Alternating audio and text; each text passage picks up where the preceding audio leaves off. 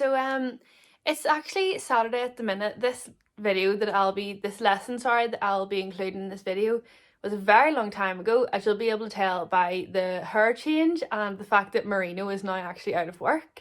So it was quite a while ago, but it was our first lesson with a new instructor.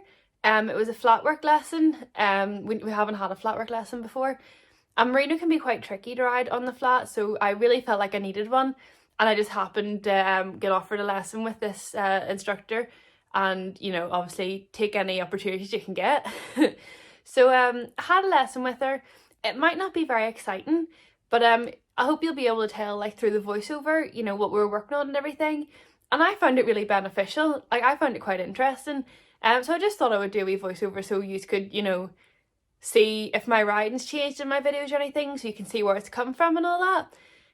Also, if you're wondering why it's bright outside and I'm in my jammies, it's I've been to work this morning and I'm uploading all my photos and getting them all edited and watermarked and all that. But I would just rather be comfy while doing it, I'll be honest. So it is quite early, but you may as well. Like, I'm not gonna sit in like a pair of jeans while I'm just sitting in bed, and I am just being lazy. But anyway, I'll put the wee clips in now and do a wee voiceover, and you can let me know what you think of what the instructor's saying and our advice and everything at the end. So we started off with just getting them bending and just moving around these little jump stands that we put up. This was a lesson based on suppleness and everything, and mainly, to be fair, it was mainly based on his walk because I really struggled to ride it. So we were just getting him bending, trying to loosen him up through his neck a bit. You can tell his walk is just so, it's so strange. Everyone that's ridden him has said that his walk's really difficult to ride. But yeah, we're just trying to get him bending, getting loosened up through his neck. And yes, I do have a jumping saddle on. I have a jumping saddle on because it was meant to be a jumping lesson. And then whenever Clara, the instructor, showed up, we changed our mind and I couldn't be bothered to untack. So we're just going over these wee poles. You can kind of tell they're all at an angle. So he's changing his bend going through them, which is again working on his suppleness. He actually quite struggled with this. We'd had to do it a few times because he kept knocking them, but he does get really stiff through the neck. So he just bending like that isn't the easiest thing in the world for him. And he is 18 as well, he's not in the prime of his youth, but you can tell he's starting to even soften a bit with all this bending that's going on. He's already starting to soften. So after the poles, we just went back to our favourite little jump stands to do some more circles. This was just basically as many exercises as we could do to keep him bendy. So we have the two jump stands are placed a bit further apart, and we're just doing some circles around them. Again, because I thought it was a jumping lesson, I didn't have a whip. I don't usually jump Marino with the whip, and I don't jump him with spurs on or anything because he can be a bit enthusiastic. So he is very lazy and quite behind my legs, so we ended up struggling quite a bit with that. Just because he would be quite a lazy horse until he sees a jump. And then he lights up, so I wasn't prepared for this, and he just really couldn't be bothered. But we're just doing it. It's kind of a triangle shape, but just trying to keep him bendy.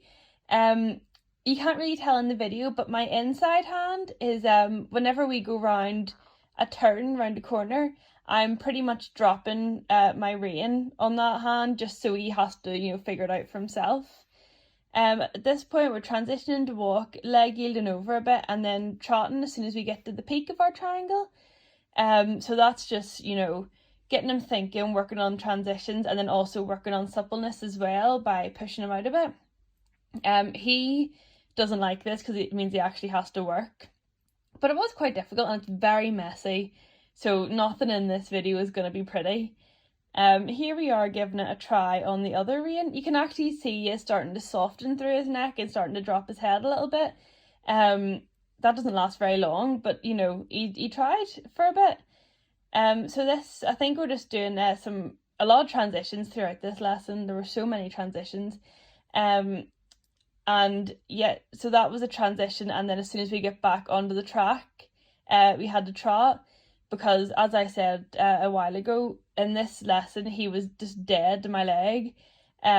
So it was just trying to get very sharp and snappy transitions. He's starting to drop his head there again, which was very nice of him. We then started to do, Claire would try and kind of take me by surprise. So she'd be like, walk now, or trot now, without any warning. So not only was Marino having to really keep his brain active, I was having to as well. So now we're just going over these wee poles that we're walking over, but in trot. I tried to do it in a straight line, and you could tell the distances were a wee bit funny for him, but he did do them quite well. So in this wee clip here, we're starting to work on a bit of shouldering. So we're doing some circles first, just to make sure he had the correct bend, because he does get quite stiff through the neck. So we're making sure he had the right bend. You can tell he's got no energy. And then I'd never ridden shouldering before, and Marino likes to not listen, so he does know how to do it. This is my fault. He just likes to, try and annoy me sometimes. And Claire, the instructor, is behind me there. She's waiting to let me know whenever he is on 3 tracks. And then she said he was there, so I stopped and patted him straight away. So now we're just trying to get a bit more of a forward trot. We're just trotting down and then doing the shouldering again. I cut this bit out of the video because it just made it a bit long, but we just did a shouldering up that long side, then trotted back down to our starting point, just to speed things up a bit.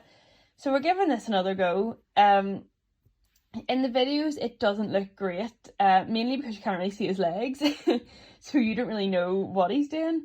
But at the end we did get there, and then at the end of our shoulderings we were just trying to keep him in a straight line, because me and him both have a habit of, as soon as he does whatever I'm asking him to do at that moment, we just completely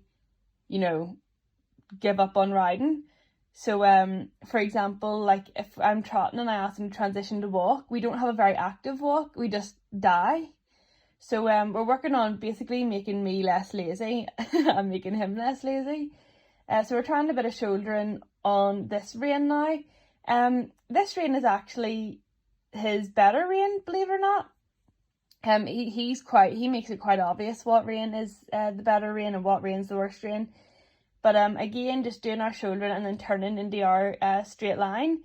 So this would be good for our dressage warm-up, just to get him really, really focusing on being straight.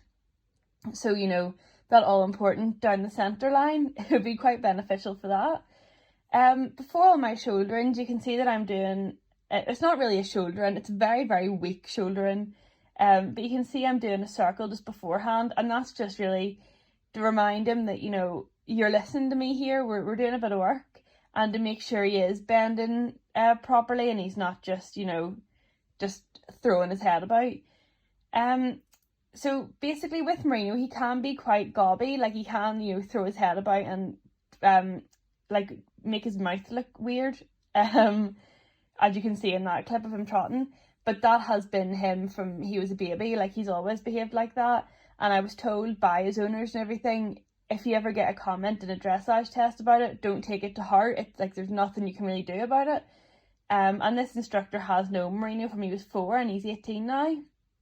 So she said that a way to get round it would be to almost override him into your hands, which again I was trying to do here, but we were running on 0 battery apparently, so it didn't really seem to work. But we're just doing, I'm not actually sure if I'm trying to leg yield or shoulder in, whatever it wasn't pretty. But I thought I would include it just to show you that things can go a bit wrong sometimes. Here we are back to our triangles. Now this time you can tell that was a leg yield. I don't even know what language I'm speaking. So you can tell that was a leg yield. Again, just working on suppleness. The whole point of this lesson was just supple. He's actually brilliant at leg yielding. Here he is doing some walk. I'm not brilliant at leg yielding, but he is. The thing with him is that he can get quite lazy, and also he's either really lazy or he'll rush the leg yield. So we're working on like a steadier leg yield, and then that was just as soon as we got back to the trot, so get a bit of a sharper transition. So now we're doing a wee bit of canter around our little triangle again. This was just a bit of a warm-up canter, and I was trying to explain to Claire that he does swing his bum out. So you can see I will canter up alongside. I do push him on quite a bit just because whenever I am warming him up, I don't really ask him for much. If it's just a warm-up canter, I will just, just to get him moving through his back more and everything, so I'm not asking too much of him too soon. So you can tell he does swing his bum out towards the inside of the arena, and that's what we were working on as well. So in this we're doing some walk to canter transitions and canter to walk, again just to get him working through his back and everything, and just to see how sharp we can get these transitions. Now this day our transitions weren't great. We have done much better. It seemed to be that whenever I asked him to canter, he was a bit like, oh, I couldn't really be bothered. And then whenever I was asking him to walk again, he was like, no, well, I've started now, so I want to keep going. So it was just in general a bit messy. But we did keep trying, and we did get there in the end. But there would be, I just don't even know what I'm trying to say right now. It would have been a very long video. So there, Claire decided to take him for a run around the arena, just up the long side, to get a bit more forward, and then we're coming back to trot here, so he knows he can't just run away with me.